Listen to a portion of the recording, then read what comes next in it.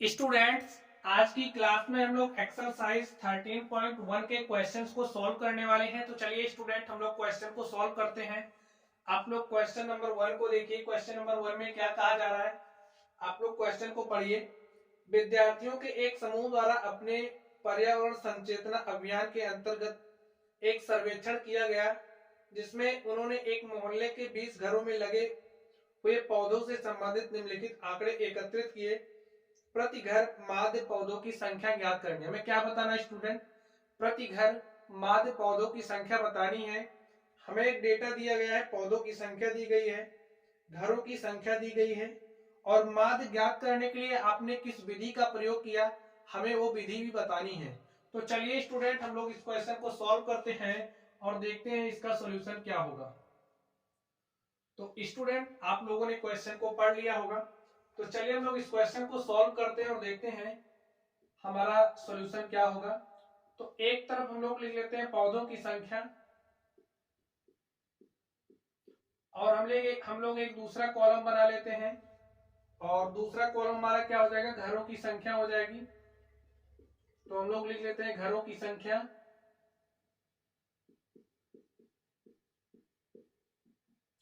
Student, यहाँ पर देखिए जो पौधों की संख्या हमें दी गई है, इसमें हमें अंतराल दिया गया है 0 से 2 पौधों की संख्या वाले। अगर हम लोग घरों की संख्या की बात करें तो घरों की संख्या कितनी है, 1 है। अगर इसी तरीके से हम लोग 2 से 4 पौधों की संख्या वाले घरों की बात करें, ऐसे घर जिसमें 2 से 4 पौधे हैं, उन घरों की संख्या क्या है, 2 है। तो यहां पर आप 2 राइट कर लीजिए। चलिए हम लोग नेक्स्ट देखते हैं। ऐसे परिवारों, ऐसे घरों की संख्या जिसमें 4 से 6 पौधे हैं, 4 से 6 पौधों की संख्या वाले घरों की संख्या कितनी दी गई है, 1 दिया गया है। आगे देखिए आप लोग, 6 से 8 पौधों की संख्या वाले घरों की संख्या क्या है, 6 से 8 पौधों की संख्या वाले घरों की संख्या 5 है। तो यहां पर आप लोग 5 राइट कर लीजिए। 8 से 10, इसी तरीके से 8 से 10 कितना है, 8 से 10 हमें 6 दिया गया है, यहां पर आप लोग 6 राइट कर लीजिए। और 10 से 12, 10 से 12 कितना है, 10 से 12 2 है। तो यहां पर आप लोग 2 राइट कर लीजिए। आगे देखिए 12 से 14, हमें क्या दिया, 12 से 14। तो 12 से 14 कितना है, 3 घरों की संख्या है। तो स्टूडेंट, यहां पर आप लोग देखिए, हमें वर्ग अंतराल दिया गया है, हमें घरों की संख्या दी गई है, और हमें इसका माध्य निकालना है। तो चलिए स्टूडेंट, हम लोग इसका माध्य निकालते हैं। तो माध्य निकालने के लिए हमने एक टेबल बना लिया, पौधों की संख्या, एक हमारी घरों की संख्या, ये हमारी क्या होती है, बारंबारता होती है। इसे हम लोग एफ आई से रिप्रेजेंट करते हैं। चलिए हम लोग एक्स आई निकाल लेते हैं। देखिए हमारी एक्स आई क्या हो जाएगी, हम लोग एक टेबल बनाएंगे एक्स आई का। एक्स आई को हम लोग क्या कहते हैं, वर्ग चिन्ह कहते हैं। क्या कहते हैं, वर्ग चिन्ह। और एक्स आई निकालने के लिए हम लोग क्या करेंगे, आप लोग इसको समझ लीजिए। एक्स आई हम लोग कैसे निकालते हैं, एक्स आई निकालने के लिए देखिए, जो हमारा वर्ग अंतराल होता है उसमें 2 तरह की सीमा होती है, एक ऊपरी सीमा होती है और एक निम्न सीमा होती है। ए वाली जो सीमा होगी, इसे हम लोग निम्न सीमा कहते हैं, और यहाँ पर ए जो सीमा है, इसे हम लोग कौन सी सीमा कहेंगे, ऊपरी सीमा कहेंगे। इसी तरीके से अगर हम लोग इस अंतराल में बात करें 4 से 6 में, तो आप लोग बताइए इसमें हमारी निम्न सीमा कौन सी है, ऊपरी सीमा कौन सी है। तो इसमें हमारी 4 निम्न सीमा है, 6 ऊपरी सीमा है। इसी तरीके से इसमें अगर हम बात करें तो इसे निम्न सीमा कहेंगे, इसे ऊपरी सीमा, निम्न सीमा, ऊपरी सीमा। इसमें बात करें इसे निम्न सीमा, और इसे ऊपरी सीमा कहते हैं। तो इतनी बात स्टूडेंट आप लोग समझ गए होंगे। तो निम्न सीमा क्या है, ऊपरी सीमा क्या है, आप लोग समझ गए होंगे। चलिए अब हम लोग वर्ग चिन्ह निकालते हैं, हम लोग एक्स आई निकालते हैं। तो एक्स आई हम लोग कैसे निकालते हैं, आप लोग ध्यान से देखिए। एक्स आई निकालने का हमारा फॉर्मूला होता है, हम लोग लिखते हैं ऊपरी सीमा, और ऊपरी सीमा में हम लोग निम्न सीमा को जोड़ देते हैं। क्या करते हैं, निम्न सीमा को जोड़ देंगे और इसका हम लोग हाफ कर देंगे तो हमें एक्स आई मिल जाएगा। अब हमें इस वर्ग अंतराल के लिए एक्स आई निकालना है, तो इसका एक्स आई हम लोग कैसे निकालेंगे? देखिए, इसके लिए देखिए ऊपरी सीमा कौन सी हो जाएगी? 2। तो लिख लीजिए 2 प्लस में क्या करेंगे, इसके लिए निम्न सीमा क्या है? देखिए 0, तो 2 प्लस 0 बटे में 2 करेंगे, 2 में 0 जोड़ देंगे 2 आ जाएगा, 2 बटे 2 कर देंगे और 2 बटे 2 का मान क्या हो जाएगा? 1। तो इस वर्ग अंतराल के लिए हमारी जो वर्ग चिन्ह एक्स आई आया है वो क्या आ गया है? 1। चलिए इसी तरीके से हम लोग वर्ग अंतराल 2 4 के लिए देखते हैं। चलिए हम लोग इसके लिए एक्स आई निकालते हैं। तो ऊपरी सीमा क्या हो जाएगी? आप लोग ध्यान से देखिए, ऊपर सीमा क्या है? 4 है, तो यहाँ पर आप 4 राइट करिए। निम्न सीमा क्या है? 2 है, तो यहाँ पर आप 2 राइट करिए, अपॉन में 2 कर दीजिए। 4 में 2 जोड़ेंगे 6 हो जाएगा और 6 बटे 2 करेंगे तो यहाँ से क्या आ जाएगा? 2 3 6, हमारे पास 3 आ गया। तो इस वर्ग अंतराल के लिए हमारे पास जो वर्ग चिन्ह आया है तो क्या आ गया? 3 आ गया। तो स्टूडेंट इसी तरीके से हम लोग इसके लिए वर्ग चिन्ह निकालेंगे। ऊपर सीमा प्लस निम्न सीमा, 6 4 10 करेंगे और 10 का बटे 2 कर देंगे तो हमारे पास क्या आ जाएगा? 5 आ जाएगा। तो यहाँ पर आप 5 राइट कर लीजिए। चलिए हम लोग आगे देखते हैं। यहाँ पर देखिए, ऊपर सीमा प्लस निम्न सीमा, 8 में 6 जोड़ेंगे 14 हो जाएगा और 14 का बटा 2 करेंगे तो हमारे पास क्या आ जाएगा? 7 आ जाएगा। नेक्स्ट यहाँ पर देखिए, 10 में 8 जोड़ेंगे 18, 18 का बटे 2 करेंगे तो 9 आ जाएगा। यहाँ पर देखिए 12 में 10 जोड़ेंगे 22 और 22 का बटा 2 करेंगे तो हमारे पास क्या आ जाएगा? 11 आ जाएगा।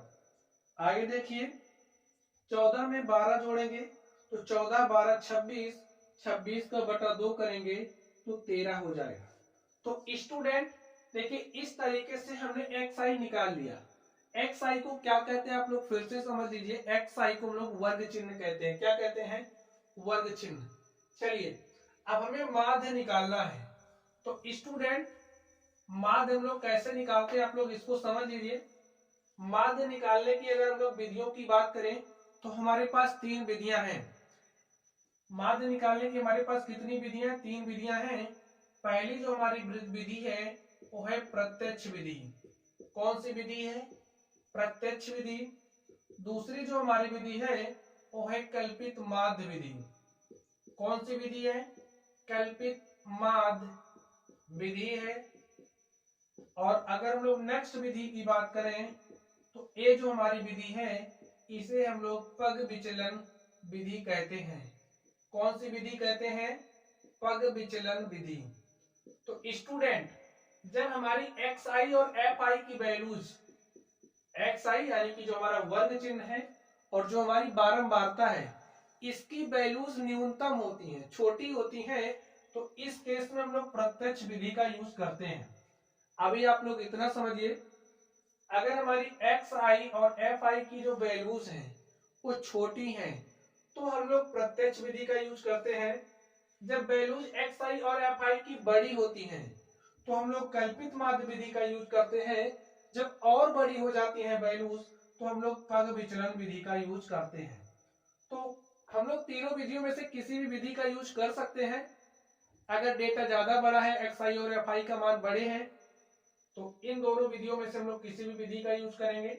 जब छोटा रहता है हम लोग इसको यूज करते हैं।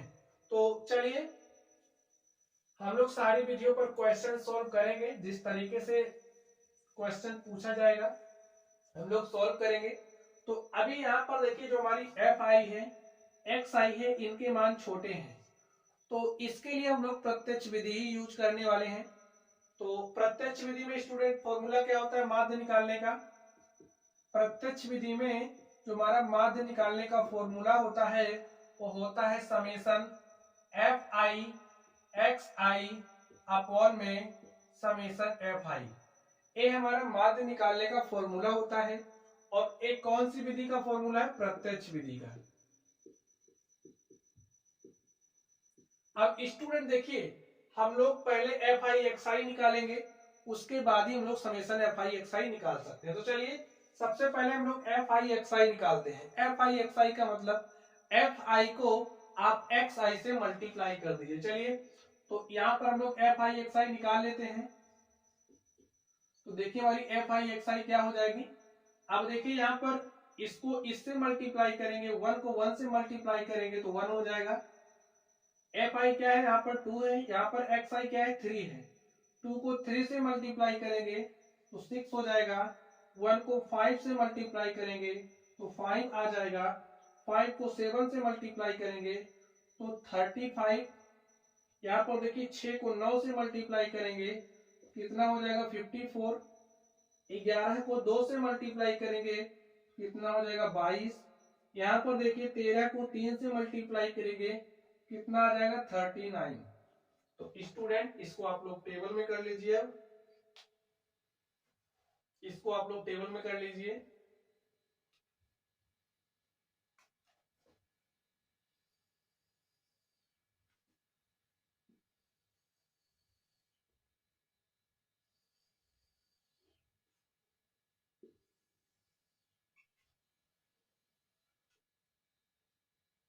इसके लिए आप लोग टेबल बना लीजिए।